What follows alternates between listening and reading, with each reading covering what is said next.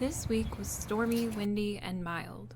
I was a little apprehensive for my seedlings because the wind sustained most days at 20 miles per hour. These initial looks at the seedlings are before the bigger storms hit towards the end of the week. This bed last year had mostly cosmos and marigolds in it, and a lot of volunteers from those plants have been sprouting up as well. And for right now, I'm keeping them in there because I think there will be enough space, but if there's not, I can always thin them out. The second garden bed sprouted its first couple of cotton seeds. These are green Orleans cotton that I grew last year and saved the seeds from. I'm really excited for the cotton this year because I should have more plants, and hopefully that means I can harvest more than 20 grams of cotton to spend. This bed also has my third round of radishes. It also has carrots, onions, and lettuce, although I only just now spotted my first carrot top and have yet to see any of the other plants. My third bed has not been filled yet, but my madder plants are bouncing back after the surprise last freeze in late March.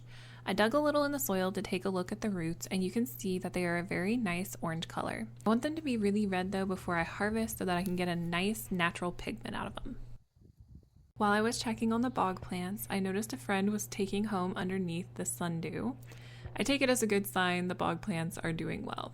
The indoor seedlings have been spending more time outdoors to harden off, and fun fact, a stowaway frog ended up in these plants as I brought them inside before the storm.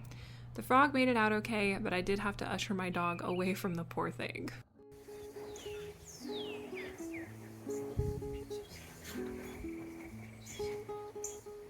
Surprisingly, the seedlings all made it out okay from the storm. We had pretty heavy rain and wind, but all seemed to be well.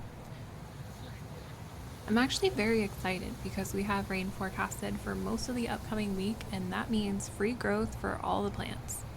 The cotton opened up more after the storm too, so I'm taking that as a good sign.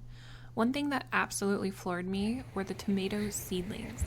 Last video, I talked about one of the containers having volunteer tomatoes from last year, but I went ahead and planted the seeds I had saved just in case. And wow, I would say most all the seeds I had planted are now seedlings. I'll definitely need to thin them out